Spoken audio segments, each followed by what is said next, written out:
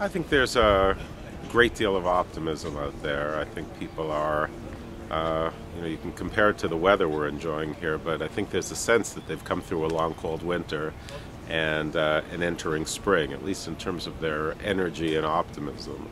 I'm not sure the financial situation has changed dramatically from what it was last year, but I think they're over the sense of shock that paralyzed a lot of funders for the past year and really got them to put their planning and their projects on hold. I think we're coming out of that. There's been a really important and redeeming quality to the recession in terms of getting foundations to really rethink fundamental aspects, core principles, core goals, really kind of forcing a process of sort of distinguishing between what's really precious and most important about the work that you're doing and what may be more expendable. And so I think that while there's been a painful aspect to the belt tightening that's gone on in our foundation and in just about every foundation that I encounter, there's been a sort of a positive result of that, and that is greater clarity about priorities and goals. So I think that I actually have a very positive sense that that the behaviors that this last 18 months have sort of foisted upon philanthropy are often good and important and sometimes all too much delayed behaviors. I think this has been one of the most difficult years in Jewish philanthropy, but I believe we're starting to see a light at the end of the tunnel. There's been a lot of pain, there's been a lot of regrouping, there's been a lot of thinking, but the pain in the vortex actually stimulated creativity. It stimulated conversations that could have not happened without the kind of crisis that we've been in. And I think there's a degree of openness about collaboration, about partnership, about looking at the world differently, about thinking about how do we operate as a sector that hasn't been there before. And I also think there's a little glimmer of hope that's starting to come out economically, where people are starting to think more openly. I'm not going to be Pollyanna. It is not going to be an easy year 2010, but I think that there's a shift where people are willing to look at the world differently and think about new ways of operating, new ways of thinking, and new ways of giving. Well, I think that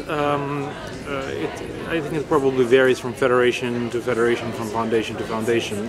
But my guess is that one of the things that is likely different is that federations have longer-term obligations that they need to worry about and fulfill, because often what they provide for the community is the kind of infrastructure that allows for everything else to happen. So there is less flexibility. The foundations, by and large, have targeted funding ideas, and they're often time limited.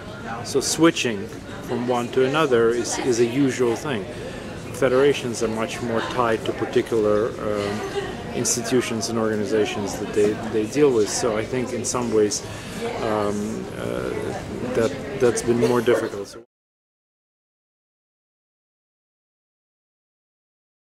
It's been a great year. I think that when the economy crashed, there was panic in the funding world as everyone saw their assets go down and no one knew what the future was going to be, and there was kind of a freeze on funding, and repeatedly the incubator groups in Bikurim kept hearing no new funding, no new funding, no new grants. We're barely honoring what we've already committed to. And I think over the course of the last years, the economy has relaxed a little bit and showed signs of slow improvement. The funders have also started to thaw that freeze. And the people that I've been talking to have been saying, they're not going to go back to the funding levels that they were at, but that they're open to resuming the conversations that they had put on hold. Part of the heart of the challenge is about unrestricted giving. It's one of the things that I think that the legacy Jewish organizations are particularly good at, and that's all the mail stuff that comes through people's doors. Very, very, very, very few of the young organizations have had the capability to do that.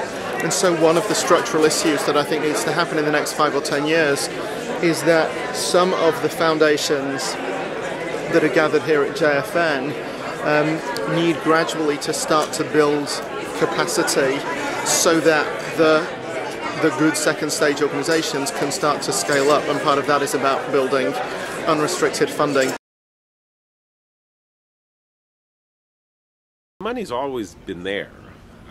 There's definitely less of it, and there won't be as much as we had 2 years ago for quite some time still. So it depends how you're calculating it. So there is less money there.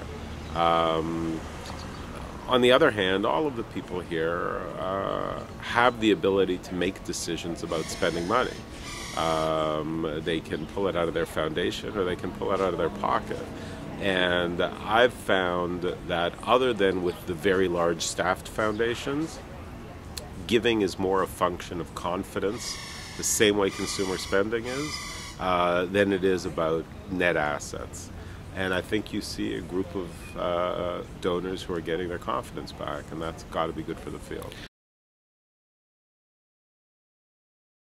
You can have a lot of resources and not be very effective, and you can have fewer resources and be quite effective, just sort of depending upon how you're doing your work. And that's sort of the lens that I use. So, you know, I'm happy the market is up. The market could go up and down many times in the next 12 months or the next 5 years. And I think in the final analysis, the impact we can have on Jewish life is less a function of the sort of vicissitudes of the market, more a function of our capacity to do excellent work. And I'm confident that we can do excellent work.